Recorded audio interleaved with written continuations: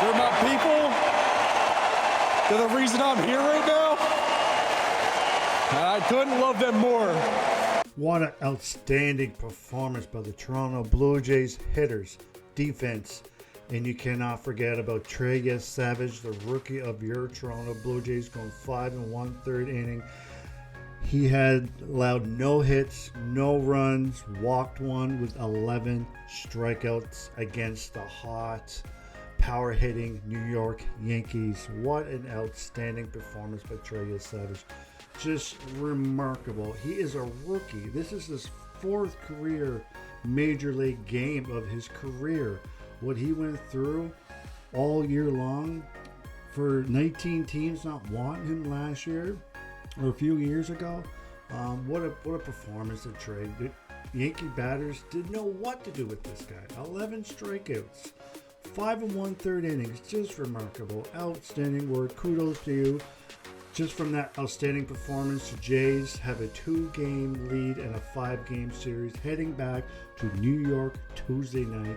Shane Bieber will be pitching. But what an outstanding performance by Mr. Trey Yesavage. Welcome back to Rogers Center. It is an honor to be sitting with the Yesavage family. This is Father Dave, Mother Cheryl, and Brother Cole. Dave, let me start with you. When you heard that he was making his first career postseason starts against the New York Yankees, what was going through your mind? Well, we knew Trey had a job to do. We were super, super excited.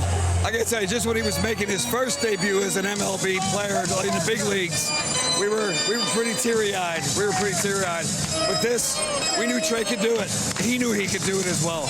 Cheryl, as a mom, I can't imagine the emotions watching your baby boy get out there to make his first start in October. What was your feeling? What were your emotions?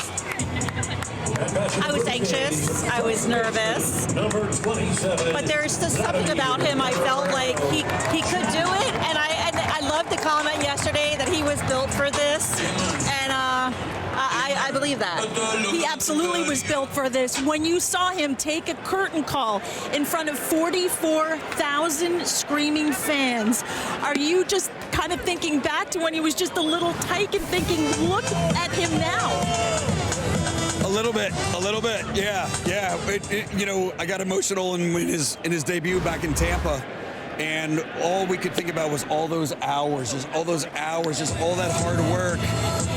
He's worked so hard. He built a pitcher's mound in the backyard like how many years ago, and would throw at a target when I couldn't be there to catch the ball, or his brothers couldn't be there to catch the ball.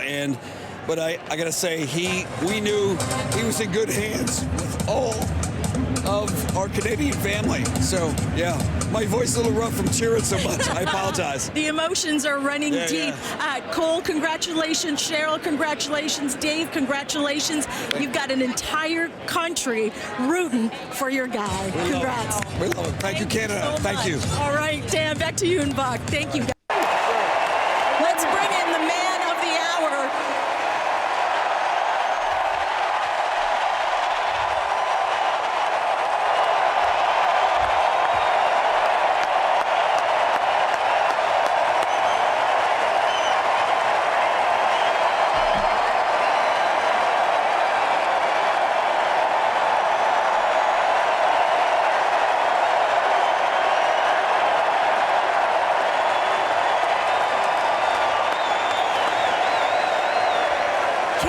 Don't give curtain calls to just anyone.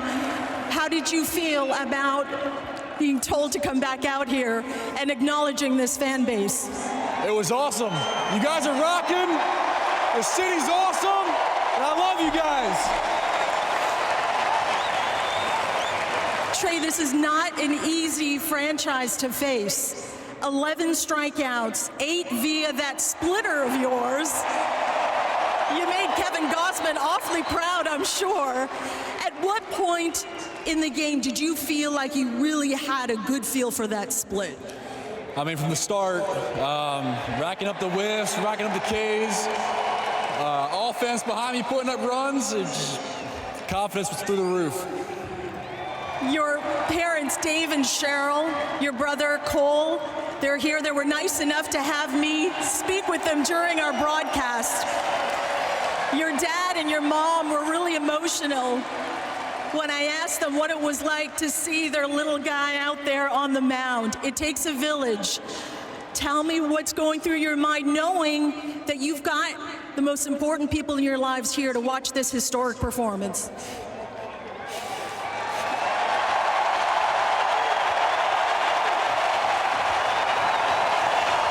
They're my people. They're the reason I'm here right now. And I couldn't love them more. Mom, Dad, Cole, Chase, you're at college. I love you guys.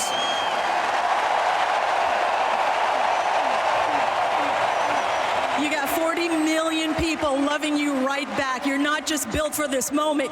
You're built for the postseason and October. Absolutely. Let's go, Toronto!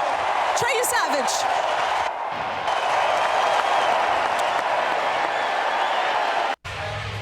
"19 different teams last summer decided to pass on Trey Yesavage, and what we watched today makes me wonder, what in the world were they thinking?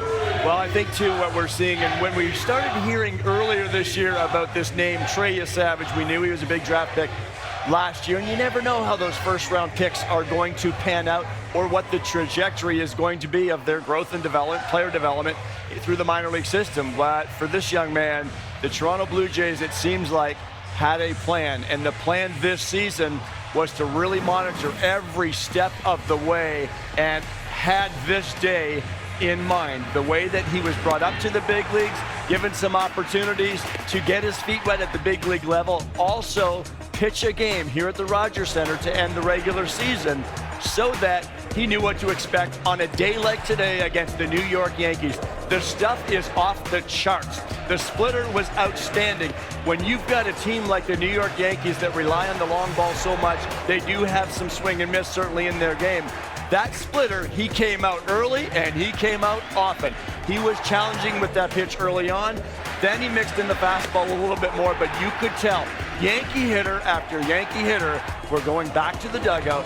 They were on the iPad. If you could put a little cloud bubble over, it was like, what is this guy doing? What are these pitches doing? It was a unique, very unique look from a guy that they hadn't seen before, and it's exactly what it looked like. There were even some of those sliders, too, where we were sitting here going, is that a slider? Just by the way that it was backing up. It was moving the complete opposite direction of where you would typically expect a slider to move. But to me, it's the mindset and it's the confidence. And you saw that from the very first pitch that he threw in this ball game.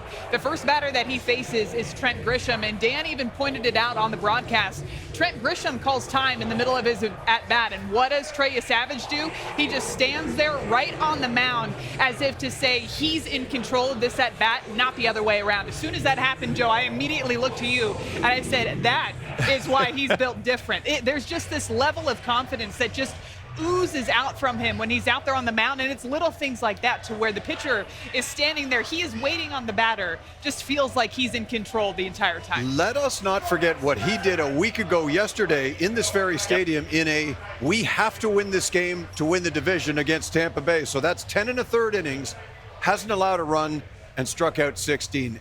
What was that experience like for you watching what Trey Yesavage just did? Man, tough to put into words, you know.